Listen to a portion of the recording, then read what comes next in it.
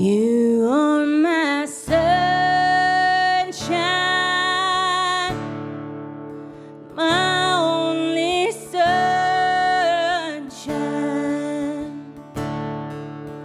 You make me happy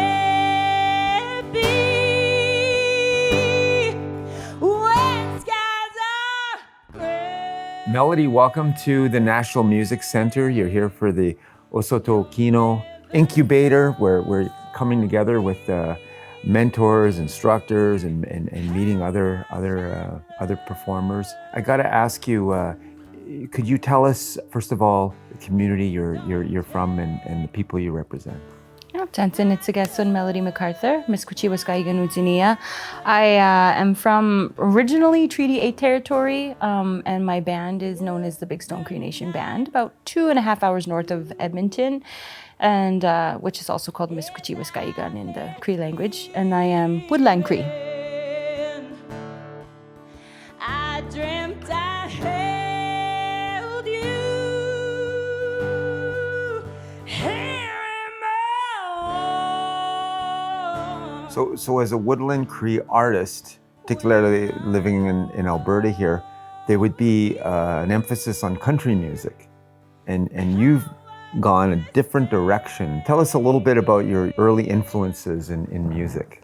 I actually started with a country album because I grew up in, I've lived on reserve and off reserve, and most of my childhood I was born and raised in like a little hamlet, rural area of northern Alberta. There was one radio station and it was country, right? And so that's the only exposure I really had, because like my parents couldn't afford things like CDs and whatnot back then. But so that's the only exposure I had. And my early influences, of course, would have been, it was the 90s, so Shania Twain, Faith Hill, Trisha Yearwood, and then in terms of men, probably, of course, Garth Brooks and Brooks and Dunn.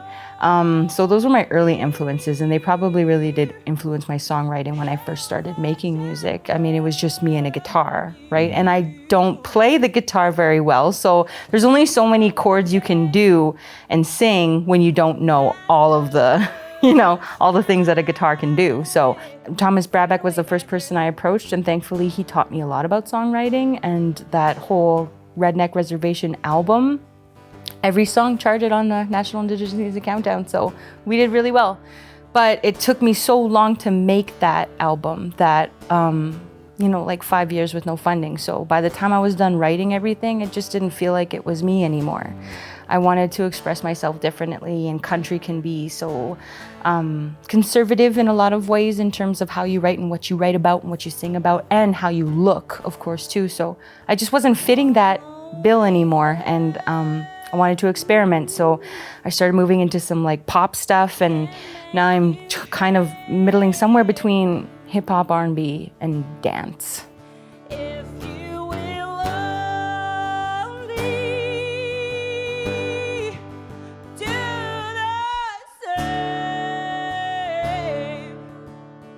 How do you balance that out, like in terms of being an artist? Because in some of the musicians we've spoken to, it's like a balance of, am I here as an Indigenous person, or am I here as Melody, the artist? I'm not being the Indigenous person right now. Is there a separation between the two, or can there be, or do you want there to be? It probably depends on the person.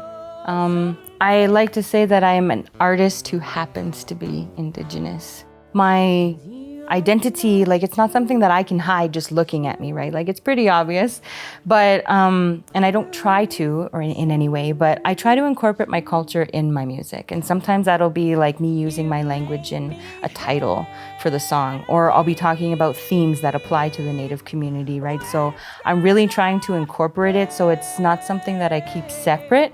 There's this space being created, right, for Indigenous people, and that's wonderful.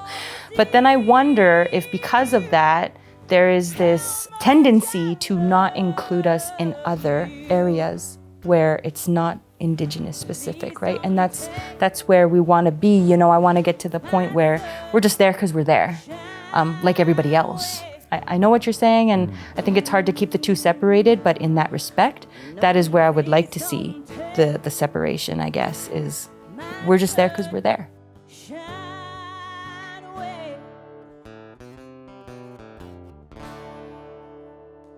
Thank you.